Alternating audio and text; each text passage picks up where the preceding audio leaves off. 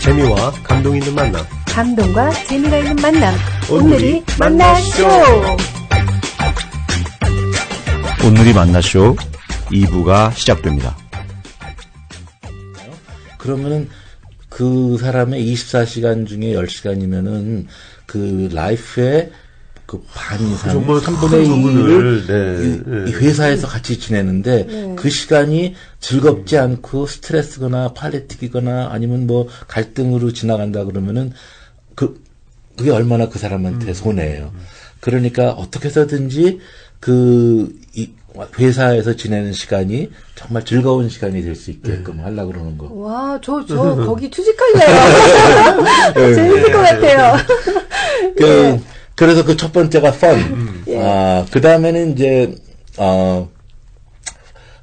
회사에 일을 왜 합니까? financially, 어떻게 있어야죠. financial. 두 번째는, 그래서, 될 수 있는 대로 어떻게 해서든지 회사의 인컴이 나게 해서 또. 그래야 펀해지죠. 뭐. 그렇죠. 그런 분배도 정말 잘 되게끔 하려고. 그게 근데 가장 어려운 문제예요, 그게. 그거는 내 맘대로 되는 게 아닌 부분이 많아가지고, 펀은 뭐 제가 막 이렇게 CEO의 그걸 발휘해서 뭐 재밌게 해보려고 노력할 수도 있지만, 그 두 번째 F는 그렇게 내 맘대로 잘 되는 건 아니지만, 그게 이제 두 번째로 있어요. 그 다음에 이제 세 번째는, future. 그래서 오늘만 있는 게 아니라 계속적으로 이제 내일도, 이 잡이 보람 있어야 되니까 그런 거에 어떻게 해야 될 것인가 하는 것들을 신경 써서 이제 퓨처가 있는 직장이 되게끔 하려고 그러는 것. 그다음에 네 번째 F는 패밀리. 패밀리는 왜 중요하냐 하면은 그런 가족적인 분위기에서 한다는 것도 패밀리가 중요하지만 그런 분위기에서 일하는 것 같이 중요하지만 또 하나는 각 스태프들의 가정이 건강하지 않으면 결국 회사의 그런 능률에 영향이 와요. 또 집에 가서 어떤 직원이, 아주 행복한 시간을 보내고 정말 쉼을 얻고 오면 그 다음에 능률도 오고 다른 사람들하고 관계도 그렇죠. 참 좋은데 집에 가서 정말 스트레스가 쌓이고 그러면은 그런 것들이 다 회사에 와서 일하는데 안 좋은 능률이 오거든요. 그리고 제가 또 가정사역을 하고 있으니까 모든 스태프들의 가정사역에 제가 관심이 안 갈 수가 없어요. 그래서 그분들이 오픈하고 싶어 하든 아니든 저는 어떻게 해서든지 들어가서 그 사람들의 가정도 또 패밀리가 정말 행복하게 되게끔 하려고 그러는 게 이제 그 4F에 들어있습니다. 이 비즈니스, 경영 철학에 이 패밀리가 들어간다는 게 참 특이하면서도 신선한데요. 정말 가족을 생각해주고 가족 같은 그런 회사에서 일하는 직원들은 정말 행복하고 또 열심히 일하고 싶은 마음이 들 것 같아요. 그렇죠. 그래서 우리 회사 직원들 부부를 상대로 부부 세미나도 했어요. 네. 그 회사 안에서 신우회를 오랫동안 해오셨다는데 그 얘기 좀 해주시겠어요? 인종이 여러. 네, 근데 인종이죠? 크리스찬은 대부분 이제 한국 분들이 이제 많이 있고, 저희 회사에 지금 이제 우크라이나 선교사로 가 있는 정광섭 선교사가 이제 회사에 일했었어요. 그러다가 이제 저희 회사에서 파송한 것처럼 이제 우크라이나 선교사로 갔단 말이에요. 그 다음에 믿는 스태프들끼리 모여가지고 선교사를 위해서도 기도하고 또 회사를 위해서 기도하자 그런 처음에 모임이 92년도인가 생겼어요. 그래가지고 이제 하다 보니까 토요일날 주로 모였었는데 좀 토요일날 아침에 모여서 이렇게 기도하다 보니까는 기도하고 얘기하다 보면 또 이게 뭐 길어져요. 그래가지고 집에서도 전화가 많이 오는 거예요. 코스코 가기로 했는데 안 온다는 애들하고 뭐 하는데 토요일날까지 회사 나갔냐고 그래가지고 토요일 하던 거는 이제 얼마 후부터 이제 월요일 점심 시간으로 바뀌었다가 그게 또 뭐 금요일날 점심으로 됐다가 뭐 또 수요일날 아침으로 됐다가 하여튼 그거는 계속 바뀌는데 포맷도 바뀌어요. 사람이 많을 적에는 막 대회의실에서 꽉 차게 했다가 또 어떨 때는 뭐 한 두세 명으로 줄어가지고 그렇게 가기도 하고 그러면서도 참 신기하고 감사한 거는 92년도에 시작해서 지금까지 그게 한 달도 빼놓지 않고 뭐 매주 또는 격주로 모이는 모임이 지금까지 오고 있어요. 네. 그 모임은 제가 주도하지 않아요. 그거는 이제 신우회 신우회장을 맡는 직원들 그 사람 안에서 하고 그런데 그게 참 감사하죠. 그게 1992년부터니까 20몇 년간을 이렇게 명맥을 계속 온다는 것이 참 감사합니다. 대단하시네요. 진짜 대단하시네요. 또 광고가 왜 30초, 1분, 이 정도 안에 그 네. 메시지를 전해야 되잖아요. 어떻게 보면은 굉장히 짧은 시간에 뭔가를 나타내는 그런 어떤 찰나의 예술이라고 할 수도 있는데, 광고를 오래 하시다 보면, 생각이나, 광고를 하시면서 생긴 직업병이나, 습관, 이런 게 있으신가요? 네. 그 직업병은 모르겠고, 습관은, 뭐든지 일단 이렇게 쉽게 얘기하는. 광고는 어려운 얘기를 쓰면 안 되잖아요. 못 알아듣는데. 간결하면서. 될 수 있는 대로 한자 이런 거 안 쓰고, 어려운 영어 안 쓰고, 피치 못할 때가 있지만 굉장히 어떤 자동차의 엔진 부품 같은 거 무슨 인디펜던트, 리얼 서스펜션 이런 거 참 말하긴 해야 되지만 그걸 또 한국말로 하면 또 독립 사륜 구동 무슨 스프링 더 복잡해요. 하여튼 그런 것들을 빼놓고는 할 수 없이 피치 못할 경우 빼놓고는 쉬울수록 좋고 한자가 안 들어갈수록 좋거든요. 그렇기 때문에 말이 쉽게 하는 쉬운 말 쓰는 것이 습관이 됐고, 그리고 군더더기를 빼고 필요한 말만 하는 그런 것들이 많이 생기니까 용건만 간단히. 그래서 그렇게 하는 게 습관이 된 것 같아요. 어떨 때는 항상 이거다 스톱워치를 차고 댕길 정도였으니까 그냥 이렇게 내가 무슨 광고 생각지도 않고 막 써서 탁 시간을 재면 29초 반 탁 나오고 그랬었어요. 맨날 그거 할 적에는. 그 정도로, 그러니까 이게 커뮤니케이트 하는데도 좀 더 클리어하게 상대방하고 얘기할 수도 있고 또 제가 사역을 하면서 또 남들한테 어떤 걸 전할 때 쉬운 말로 더 간단하게 전하는 데는 많은 도움이 됐죠. 진짜 그럴 수 있겠네요. 근데 엉뚱할 수도 있는데 광고하신 것이 혹시 신앙에 적용할 수 있는 것도 있나요? 있죠. 제가 광고를 한참 하다가 보니까 광고라는 직업에 대해서 제가 한번 시리어스하게 생각을 해봤어요. 그랬더니 참 제가 지금까지 좋아서 하고 있는 광고업이지만 절대적인 그런 밸류를 본다 그러면 결국은 이거는 이 회사로 돈이 가는 걸 저 회사로 옮기고 저 회사로 갔던 손님을 이 회사로 옮기는 과정을 하고 있는 거예요. 결국은 그러니까 H 자동차에서 K 자동차로 보냈다가 F 자동차를 하라고 그랬다든가 이렇게 바꾸거나 어떤 음식점을 같은 그거를 결국 이렇게 옮기고 이쪽으로 가세요 저쪽으로 가세요를 얘기하고 있는 것이지 절대적인 그런 의미는 어디에 있는가 하는 그런 생각이 들었어요. 내가 8군 있고 사람들을 설득을 하고 있지만 그랬을 때 제가 이제 이 신앙이 갖게 되면서 정말 가치 있는 물건은 무엇인가. 그랬을 때 복음을 파는 거는 이건 이리 갔다 저리 갔다가 아니잖아요. 제가 무슨 어느 날은 이슬람교를 팔다가 어느 날은 불교를 팔다가 이러면은 똑같은 짓이겠지만 저는 하나님의 메시지를 정말 더 짧은 시간에 간단하게 해서 그분들한테 이해가 되게 하면 내가 그걸 팔은 거 아니에요. 메시지를 팔았잖아요. 그거를 광고에서 가장 많이 쓰는 거는 그런 비유 아니에요. 비유. 그러니까 코카콜라를 판다 그러면은 코카콜라를 지금 이 순간에 마시면 이거는 정말 폭포 밑에서 정말 땀이 가득 찬 상태에서 우통벗어지고 폭포 밑으로 탁 들어가는 느낌과 같을 것이다. 라고 하는 비유를 코카콜라에다가 접속을 시키는 거 아니에요. 또 어떤 자동차를 만약에 궁전에서 탁 누웠는데 워러베드에 봄바람이 싹 부었는데 내가 누워있다. 그런 기분을 이 차를 타면 느낄 수 있다. 그러면 그것도 비유 아니에요. 결국은 어떤 것을 이 차는 그냥 쿠션이 좋습니다. 아무리 몇 번 딱딱하고 느낌이 없잖아요. 그렇지만 그런 비유를 갖다 줬을 때 사람들은 그 제품과 연결이 될 수 있잖아요. 그런 비유를 가장 잘하신 분이 예수님 아니에요. 천국은 이와 같으니 또 하늘나라는 이와 같다. 이런 것들을 하나님에 대해서 설명하고 하실 때 그 비유를 여러 가지 쓰셨는데 진짜 예수님이 가장 멋있는 광고쟁이였어요. 진짜요? 네. 2000년 전에 그런 메시지를 팔았는데 2000년 후까지 계속 사람들이 그거를 본인이 없는데도 따라가면서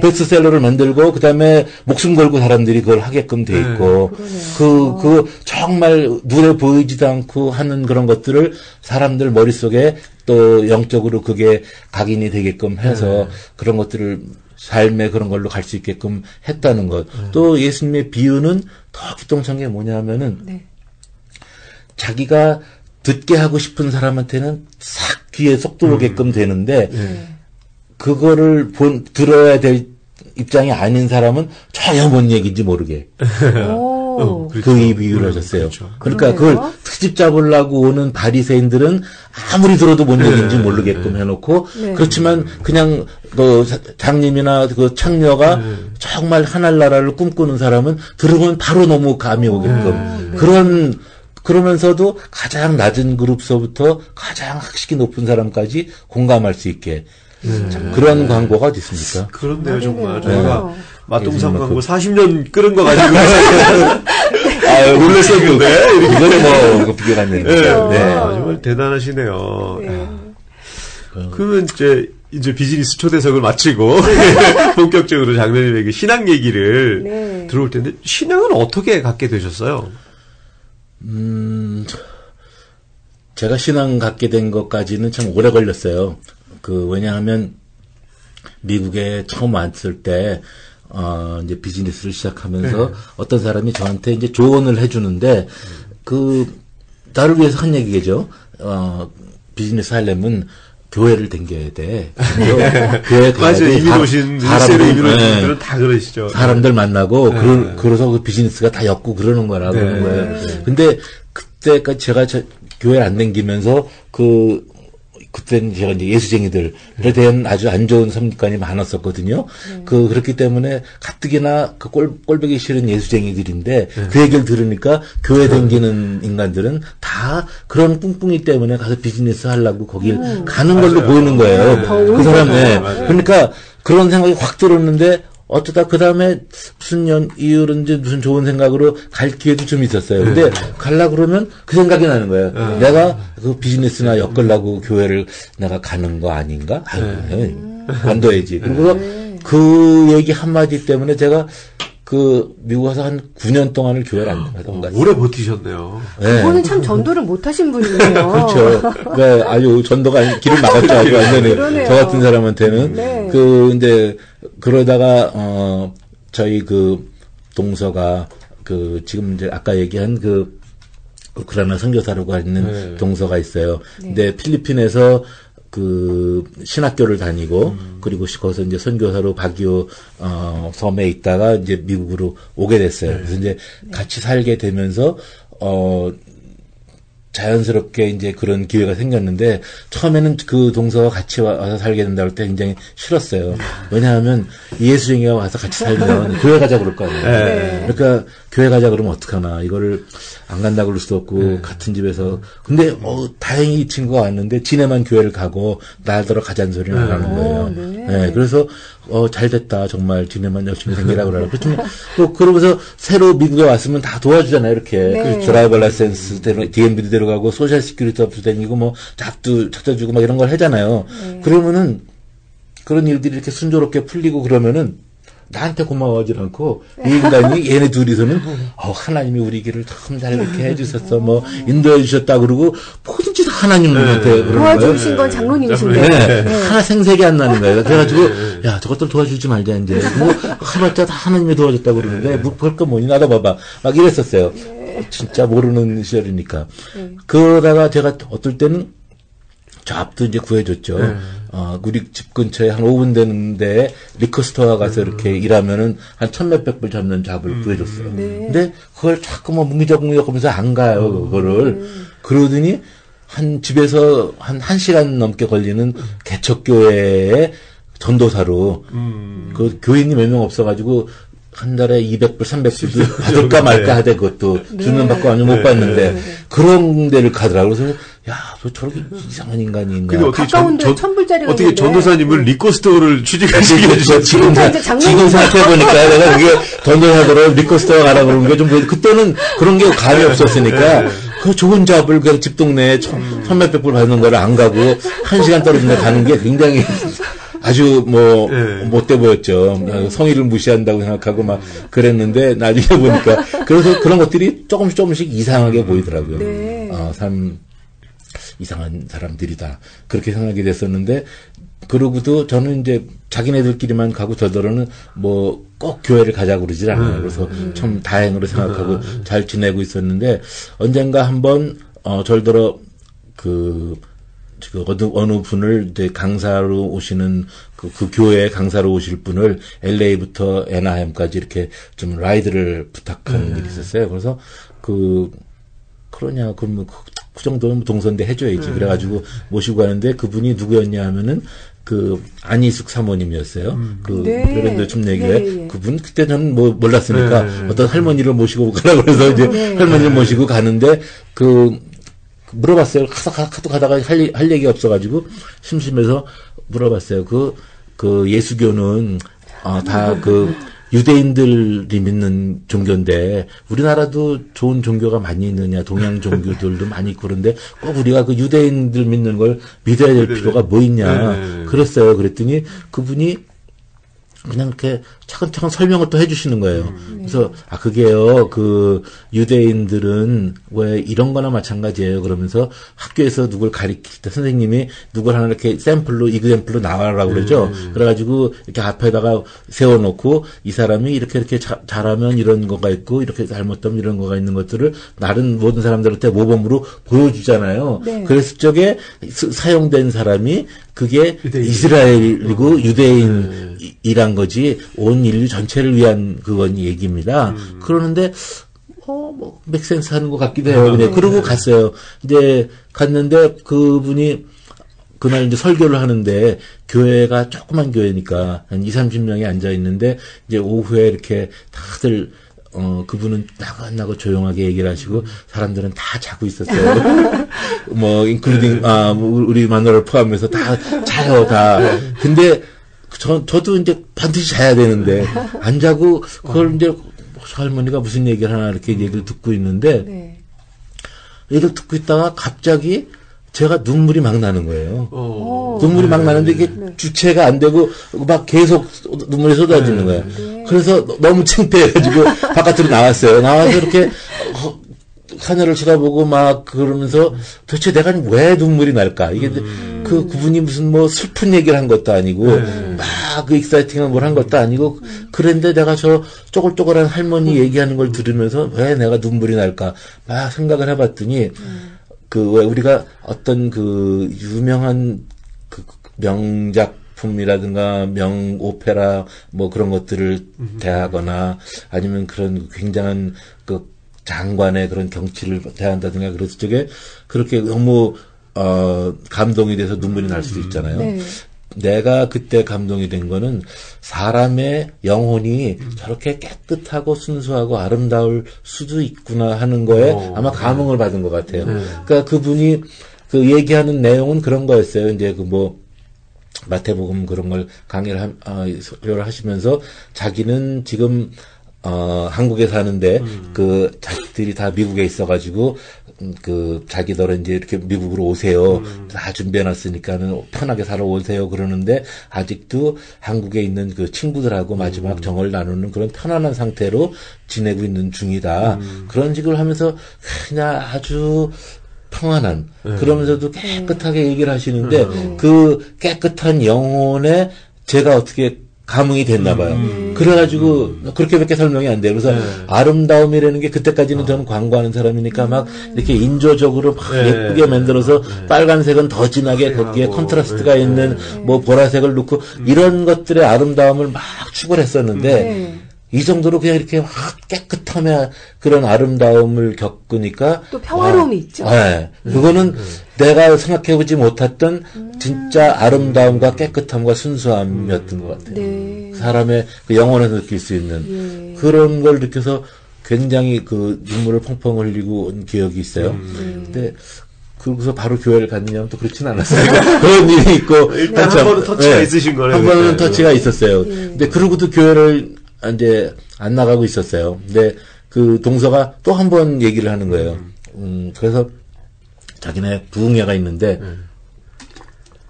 부흥회를 한번 와보지 않겠냐고. 그래서 부흥회 오케이.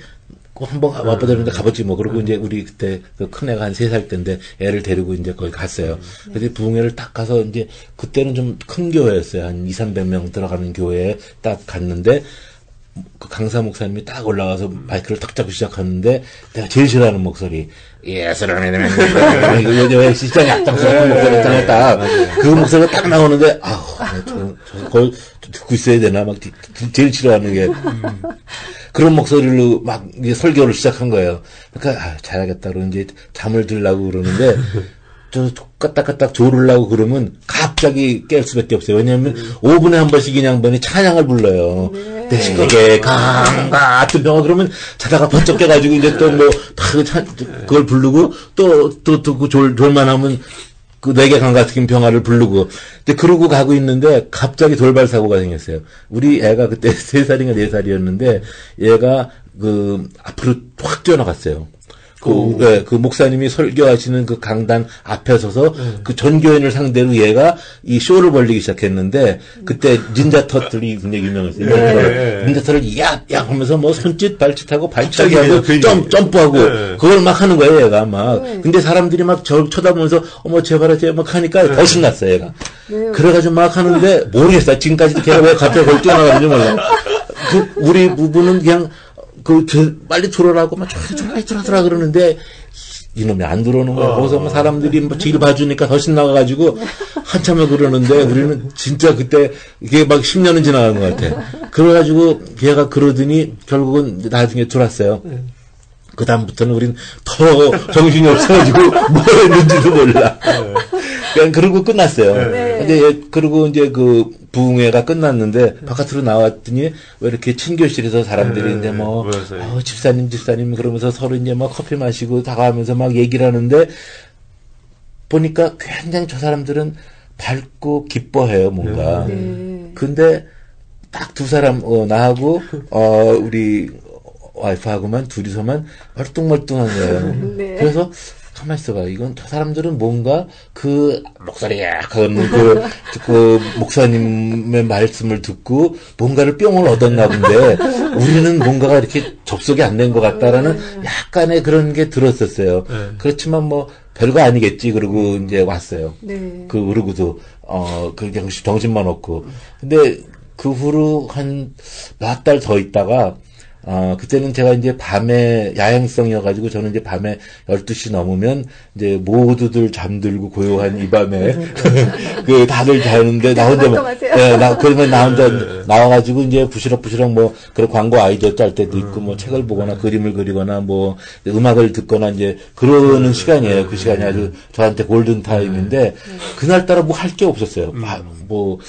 마땅한 게 할 게 없어서 있는데 책상 위에 이렇게 그 테이프, 그때는 테이프 때니까, 테이프가 하나 딱 있는데, 뭔가 이렇게 보니까, 못 보던 테이프가 있어 보니까, 그, 목사님 간증, 그 설교 테이프가 있는 거야. 그때 부흥회 했을 때. 이게 그때 가서 우리 정신없이 있다 온 그거가 있구나. 그래가지고, 이제 카세트 머신에다가 탁 그걸 꽂고, 그리고 이제 밤이니까 헤드폰을 탁 끼고, 이제 듣는데, 싫어하셨다는데 어떻게 또 들을 생각을 하셨나요? 너무 딴 게 할 게 없었어요. 그거밖에 나중에 생각해보니까 막 우리 정선교사가 몰래 갖다 놨을 거예요. 근데 그때는 순진해서 그걸 모르고 이게 왜 여기 있지? 그러면서 그래서 너무 할 게 없으니 이게 뭐였나? 다시 한번 들어보자. 그러고서 듣기 시작했는데 이 메시지가 목소리는 역시 그 거스리는 목소리인데 그 얘기하는 내용은 이런 걸 얘기하는 거구나. 이게 그냥 여기서 세상 사는 동안에 잘 먹고 잘 살고 가다가는 그런 얘기가 아니라 정말 forever 영원을 얘기하는 그런 게 얘기를 하고 있구나. 그런 거가 되는데 막 머리가 쭈뼛쭈뼛하고 등으로 막 22,000볼트가 흘러가는 것 같은 예. 그런 그 경험을 하면서 와 이런 게 있었구나 이런 얘기가 있었구나. 두 번 듣는 얘긴데도 첫 번째는 전혀 듣는 게 아니랬다니까요. 그래서 그러니까 이런 얘기였구나 하는 게 막 무서울 정도로 네. 그런 게 있는 거예요. 근데 그걸 듣고 나서 내가 그 동서가 2층에서 살고 있는데 올라가서 때려주려고 그랬어요. 왜냐하면 너무 분한 거야. 지는 이런 얘기인 걸 알잖아요. 이런 정도의 심각하고 중요하고 정말 우리가 먹고 살고 하는 거와 비교할 수 없는 이런 정도의 중요한 얘기인데 나한테 맨날 얘기할 적에는 그냥 캐주얼하게 형님도 이제 교회 가시게 되겠죠. 이렇게 아실 때가 있을 거예요. 이런 식으로 얘기했다는 거.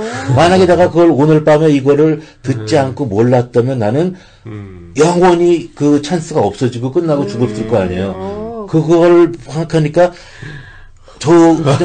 어떻게 하나 막 승진이 하는지. 근데 그렇다고 하면 새벽 3시에 그걸 올라가서 때려줄 수도 없고 그냥 근데 마음은 막 벅차고. 제대로 발견하시고 제대로 성경 체험하신 거네요. 네, 그때 하여튼 굉장한 그 쇼크가 있었어요. 그래가지고 집에 있을 수가 없어서 새벽 3시에 이제 차를 몰고 나왔는데 갈 데가 없다는 게 그래서 생각나는 게 이제 이 벤츄라 하이웨이 1번 그 PCH로 계속 올라가는 거예요. 이제. 그래서 산타모니카 지나서 산타바바라에서 막 3시간쯤 운전하고 가면서 머릿속에 이제 지금까지 내가 살아온 모든 삶을 지금 내가 발견한 이런 그 퍼스펙티브로 이 관점에서 보는 거예요.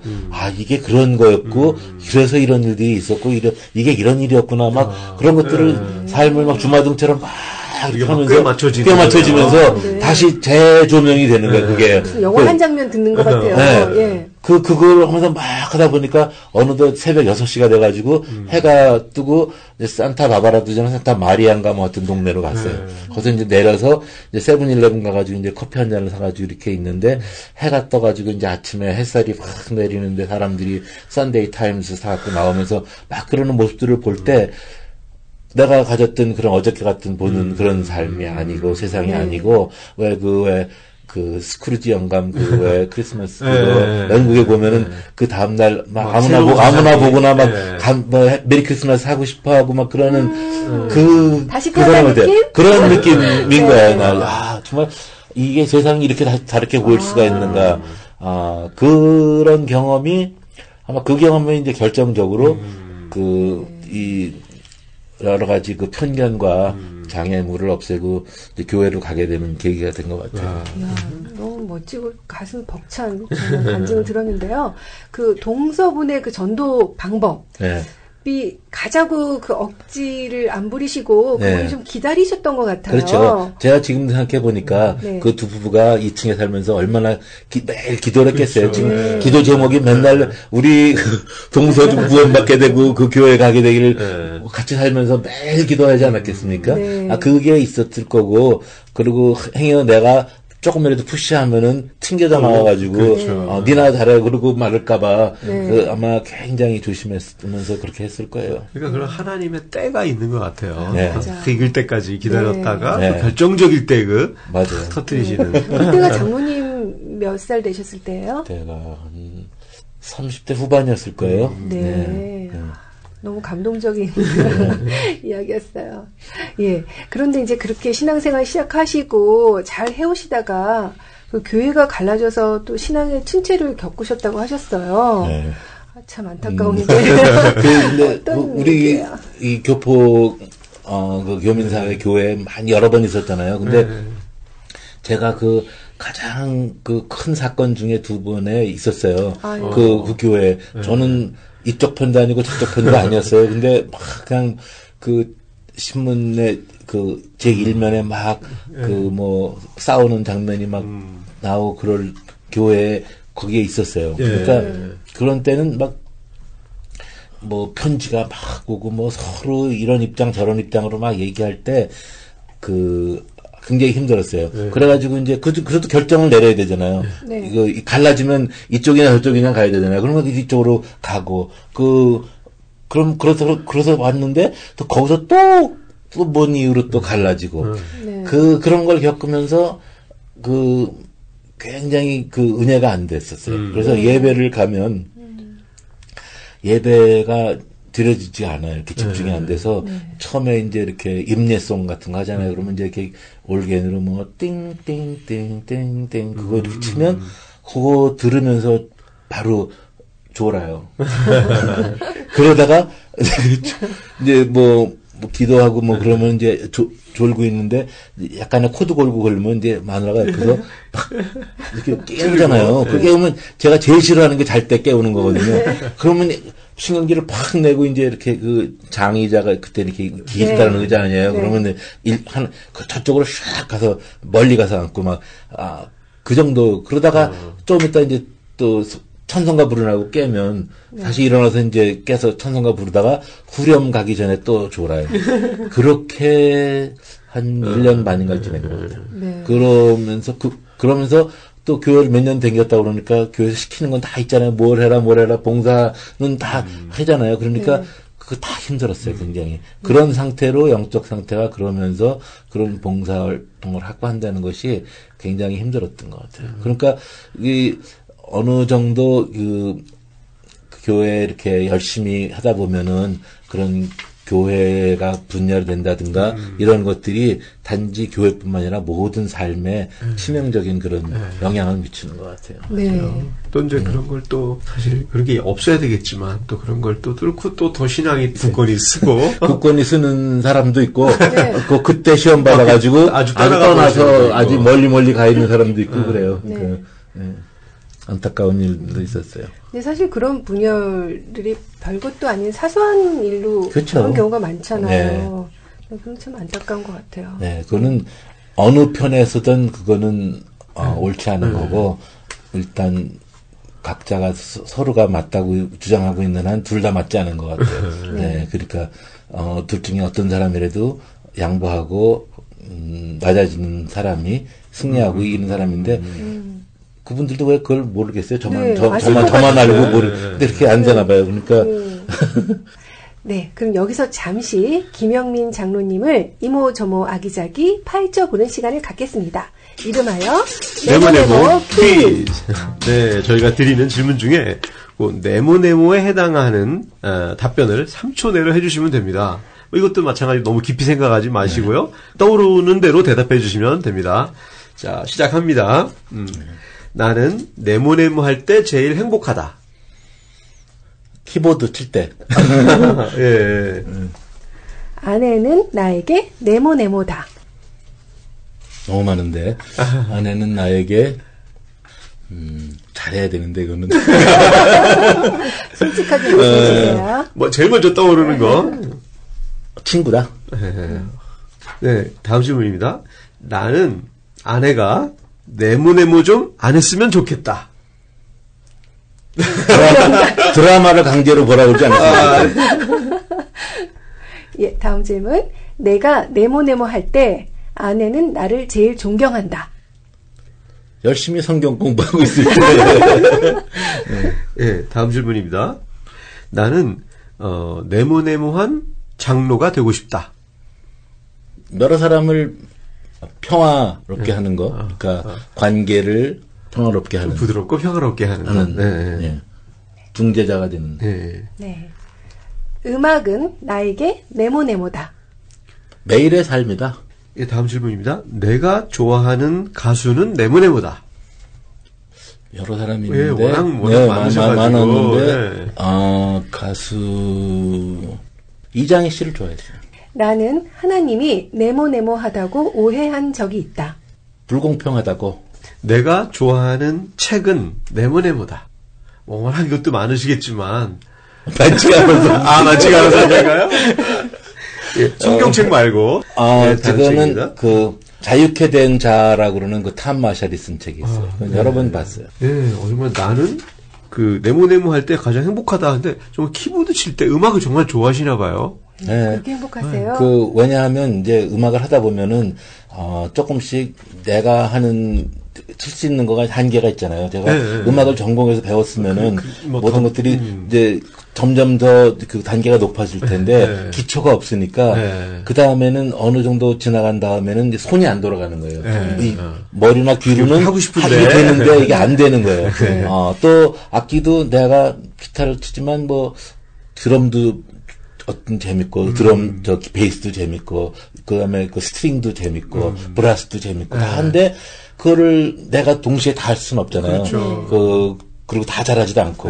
근데 정말 내 소원을 이루어주는 그게 뭐냐면은 악기가 그런 악기가 있어요. 그 프로그램이 다 돼서 내가 마음대로 나오랄 때 나오게 하고 모든 사운드가 다 아주 점점 더 리얼해가지고 요즘은 어떤 최근 모델은 어떤 게 나오냐면 전 세계에서 가장 잘 연주하는 사람들의 거를 실제로 녹음을 해가지고 그거를 샘플링을 해서 거기다가 디지털에 넣은 거예요. 그러니까 내가 딱 치면 그 사람이 그 음을 부는 것 같이 딱 나오는 거예요. 드럼도 마찬가지고 다. 그렇게 된 것이 내가 프로그램 할 수 있게끔 돼 있어요. 그래서 나는 드럼은 두 번째 마디부터 나오길 원하면 거기다 프로그램 하면 되고 그 다음에 뭐 8째 마디 끝난 다음에 뭐 이런 뭐 조가 바뀌기 시작하면 조를 바뀌라고 탁 한다든가 거기서부터 스트링이 나오기 시작하게 하려고는 그때 버튼만 누르면 되게끔 쫙 나와 있어요. 그러면 내가 혼자 앉아서 하지만 나는 오케스트라를 연주하고 있는 거예요. 완전 작곡이 막 되면서. 그러니까 이 음악을 하면서 가장 나중에 올라가고 싶은 거는 그런 모든 종합적인 모든 연주를 내가 컨덕트를 하고 있는 게 가장 내 꿈일 수도 있는데 그게 내가 내 악기를 가지고 할 수 있는 거예요. 그런데 그거 하나만 있어도 그렇죠. 할 수 있는 그걸 거예요. 내가 프로그램에서 쫙 할 수 있는 게 그거가 얼마나 재밌습니까? 야, 내가 내 한계가 되는 것도 다 거기서 어떤 것들은 자동으로 연주도 해주고. 장로님 요 키보드 얘기하시면서 눈이 정말 반짝반짝하시고 야 이게 정말 좋아하는 장난감이 생겼구나. 그런 느낌이 장난감이자 뭐 위로고 그다음에 뭐 소일거리에다가 다 돼요. 그걸로 또 뭐 실제로 사용도 되고 그냥 나만 좋고 많은 게 아니라 또 활용도 되니까. 그렇죠. 그 아내는 나에게 친구다라고 하셨어요. 어떤 의미에서 그런가요? 아내 눈치를 보시면서 말씀하셨어요. 많이 있어요. 아내는 동역자기도 하고 왜냐하면 사역을 같이 하기도 하고 그 다음에 나한테 조언자도 돼주고 비서도 되고 어떨 때는 상전이기도 하고 뭐 하지만 가장 그런 건 친구인 것 같아요. 오래 같이 살다 보니까 친구. 모든 걸 얘기를 해도 그냥 가장 쉽게 얘기하고 공감을 할 수 있는 그런 친구가 그 부분이 제일 많은 것 같아요. 그리고 나는 아내가 드라마 좀 강제로 안 보도록 했으면 좋겠다고 하셨는데 그게 이제 왜 그러냐면 그건 아내가 나를 강제로 보게 했다는 것보다도 집에 제가 어떨 때 이렇게 늦게 들어오면 보통은 와이프가 내가 들어와도 늦게까지 기다리고 이제 하는데 그때 피곤할 땐 이 드라마를 틀어놓고 자는 경우가 있어요. 자고 있어요. 그러면 난 이제 씻고 와서 이렇게 소파에 앉으면 드라마가 나오잖아요. 그러면 보다 보면 그게 아슬아슬하게 끝나요.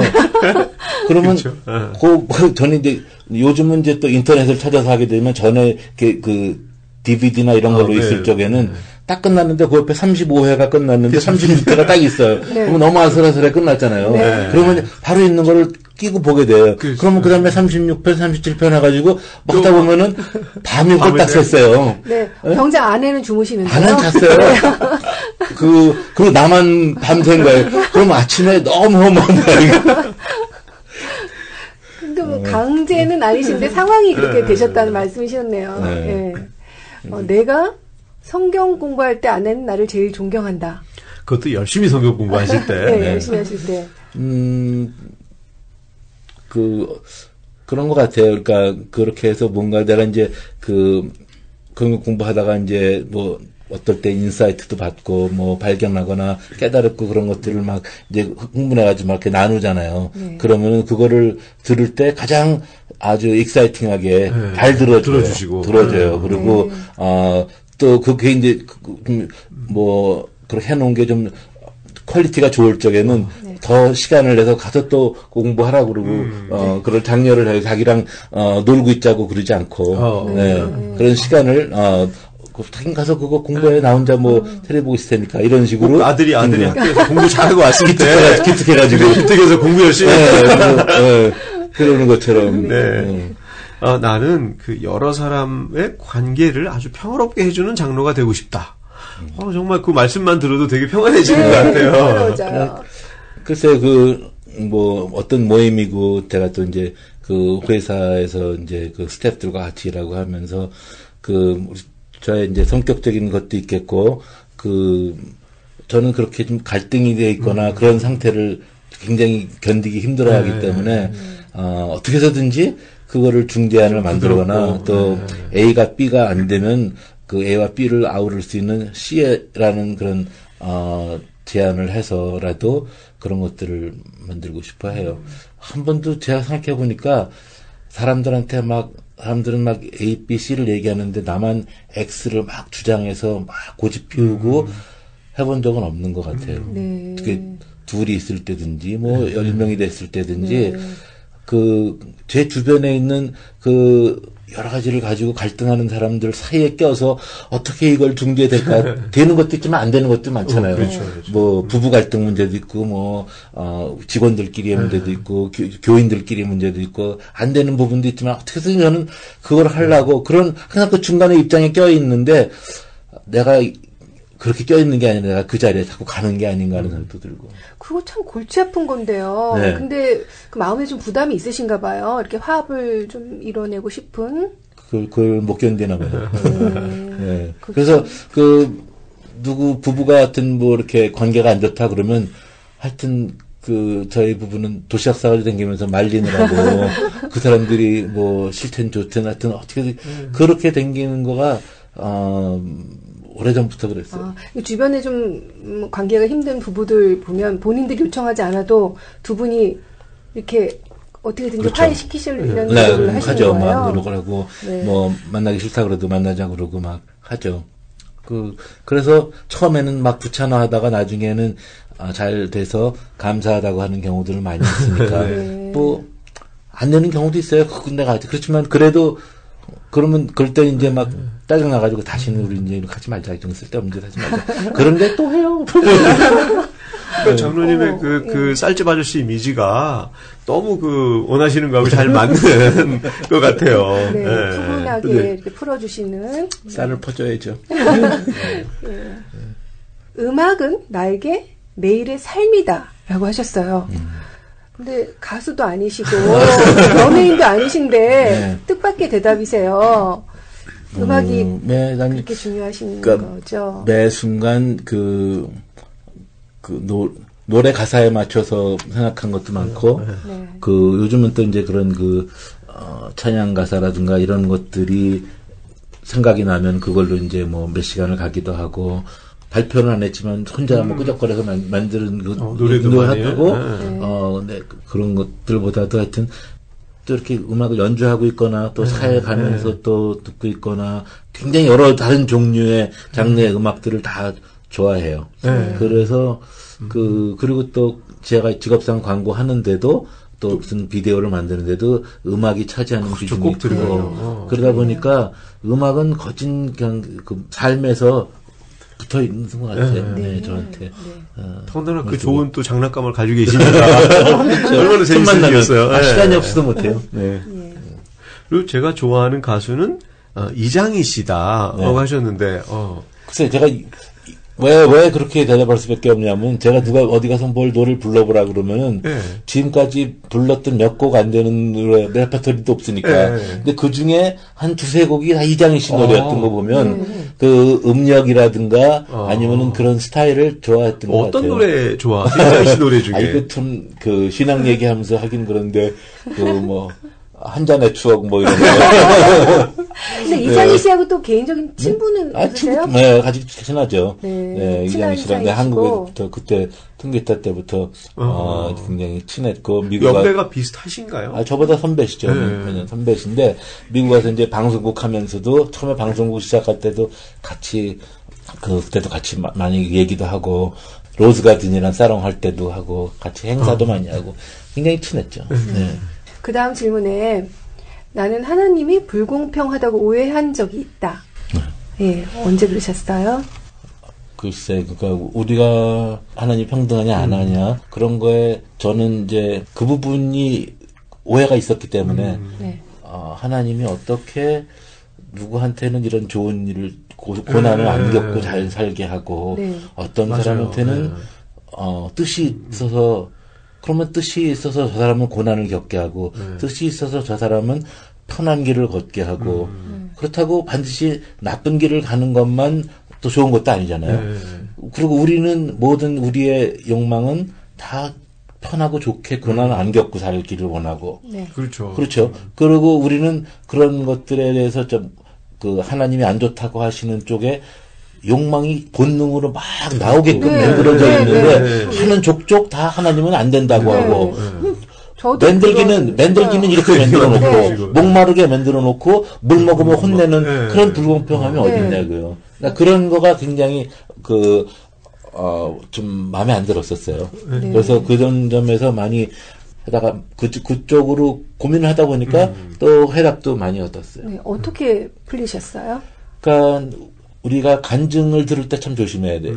간증하면 보통 이런 얘기잖아요. 간단하게 얘기하면은 난 이러이러한 고난을 겪어서 이렇게 좋은 사역자와 좋은 해피엔딩이 있었다. 그러니까 아주 고난이 크게 있었고 좋은 해피엔딩이 있어요. 그러면서 그 결과를 얘기하면서 간증. 그러면서 얘기는 고난이 오는 거를 기뻐해라. 네. 많이 듣죠. 맞는 얘기고 성경에도 써 있다고 그래가지고 얘기를 하니까 다들 끄덕끄덕 그러고 아멘하고 가요. 근데 집에 갈 때 머릿속에 저 사람은 저런 고난을 겪어서 정말 저런 해피엔딩이 있었는데 사역자가 되고 높이 되고 깨달음을 얻고 그러면 하나님 저한테도 저 사람보다 더 큰 고난을 주세요. 라고 하는 사람 아무도 없어요. 대신 뭐라 그러냐면 저는 그냥 저 사람처럼 그런 고난은 주시지 마시고요. 제가 그냥 알아서 잘할게요. 제가 잘할게요. 저는 그냥 너무 그렇게 큰 사역자를 안 만드셔도 되고 해피엔딩 저렇게 크게 안 돼도 되니까 그냥 저는 제가 알아서 잘할게요. 냅둬 주세요. 라는 게 솔직한 심정이지 그 간증을 듣고 그 고난을 원하는 사람은 아무도 없어요. 그렇죠. 그런 게 난 굉장히 그렇게 설교하는 거나 그렇게 간증하는 거가 참 못마땅했어요. 그런 것들을 근데 그 부분에 나중에 알고 보니까 그 사람들이 전에 일어났던 일과 그 다음에 결과적인 얘기만 하고 그 중간 과정의 가장 중요한 부분은 빼먹어 버리는 거야. 그 부분은 자세히 얘기를 안 해요. 그 중간 부분이 뭐냐 하면은 그런 고난이 왔을 때 생각해보세요. 고난이 10,000명한테 왔다 그러면은 그렇게 정말 사역자로 헌신하게 되거나 해피엔딩을 가지게 되는 사람은 10,000명 중에 1명, 2명도 안 간대요. 9,999명은 다 가든 신앙도 없어지고 가든 교회도 안 가고 하나님이 있다면 어째 이런 일이 생겨. 내가 헌금 잘하고 이렇게만 했는데 왜 이런 일이 생겨라고 해서 있던 신앙도 없어질 정도지 보통은 다 그렇거든요. 99%는 디폴트로 그렇게 가게 돼 있는데 요 사람은 그때 왜 하나님께로 더 나오는 게 계기가 됐는가. 자기는 비포에는 분명히 고난이 있었어요. 그리고 안 좋았지만 나중에 애프터에 보니까 더 깨달음이 있고 사역자가 됐다는 그것만 얘기하니까 그 사람한테는 고난이 바로 이거를 축복을 만드는 인과관계로 생각을 하는 거예요. 그렇지만 그거는 고난이 이거를 만들어준 게 아니라 고난이 왔을 때 이 사람이 그거를 자기를 살리는 쪽으로 선택을 한 거란 말이에요. 대응하는 방법. 선택이 다른 99%의 사람과 같지 않게 하나님 쪽을 선택했기 때문에 이 사람은 모든 고난이 선으로 바뀐 거란 말이에요. 너무 중요한 말씀이시네요. 그러면 그때 그 선을 선택하게 하는 거는 내가 잘나서 했는가? 그 선택하게 했을 때에 주변에 많은 사람들이 나한테 과거, 현재에 영향을 미쳤던 사람들이 있을 거예요. 가장 많은 게 성령님이 있을 것이고 하나님이 어떤 사람들을 통해서 또 우리 장집사님 같은 사람들을 신앙인의 좋은 모범을 전해봤는데 나는 예수를 안 믿었지만 그 사람의 그런 좋은 기억이 마침 그때 고난의 극치에 있을 때 나에게 용기를 줬다든가 그때 고난이 있을 때 좌절하지 않고 교회 문을 두드리게 한다든가 그런 영향을 줬을 수가 있잖아요. 좋은 예를 들으시니까 귀가 쏙쏙 들어오네요. 지금 우리가 지금 하고 있는 그런 일들이 어떤 사람한테 그런 영향을 줘서 그 사람이 그런 고난의 역경에 있을 때 하나님 쪽을 선택한 거 아니에요. 그러니까 그 사람의 모든 고난이 결국은 선이 됐죠. 그렇지만 나머지 99%는 그 고난이 그 사람을 더 망가뜨렸죠. 그 사람을 그렇지 않아도 기죽어 있던 사람, 그렇지 않아도 탐욕에 있던 사람들이 더 빠지게끔 만드는 경우가 훨씬 더 많죠.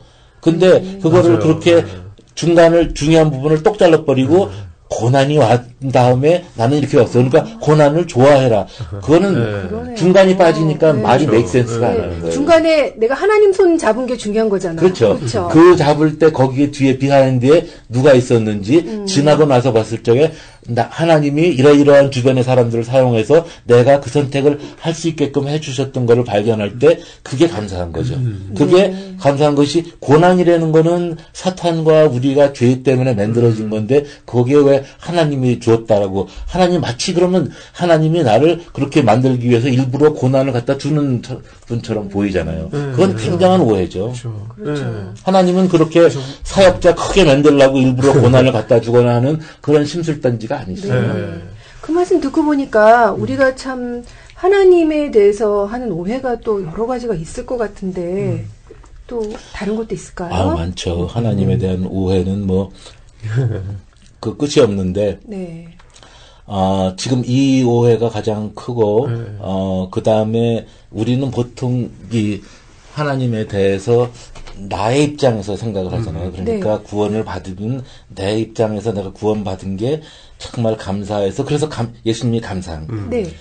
모든 게 그래서 누구한테 전화드려도 저렇게 해서 막 그 사람이 변하는 걸 볼 때 내가 기뻐요. 그래서 뭐 하나님한테 뭔가를 나도 보답을 하는 것 같아서 나의 즐거움. 모든 게 신앙생활을 하다 보면은 나도 모르게 나가 관점이 돼 있어요. 나 중심에서 모든 게 판단이 되는 거야. 나한테 좋게 해주신 하나님. 그래서 땡큐예요. 네. 그래서 정말 이렇게 기적을 이루어 주시는 분, 그래서 그 능력을 나한테 베풀어 주셨으니까 땡큐. 그래서 하나님이 그래서 고맙지.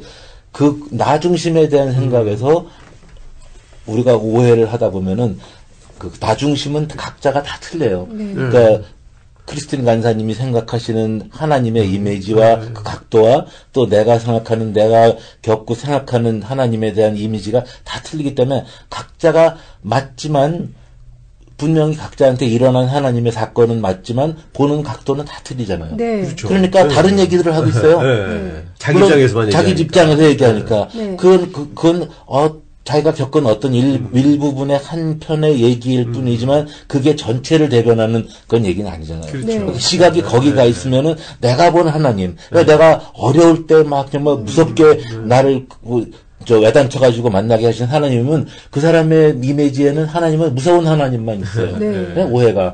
어떤 사람은 굉장히 소프트하게 나를 위로해 주신 하나님을 만났으면 그 사람은 마냥 좋은 하나님이에요. 그렇죠. 그러니까 조금이라도 하나님이 그런 게 소프트한 면이 없어지는 것 같으면 하나님이 마치 이사 가신 것 같이 그렇게 생각이 드는 거예요. 하나님이 없어졌나? 아니면 나를 버렸나? 그렇게 자기가 만난 그 좁은 이미지의 하나님만을 내 입장에서 가지고 그게 하나님이다라고 생각하고 가면 그 사람한테는 그게 실제 일어난 일인지 모르지만 진짜 하나님의 모든 면은 아니란 얘기죠.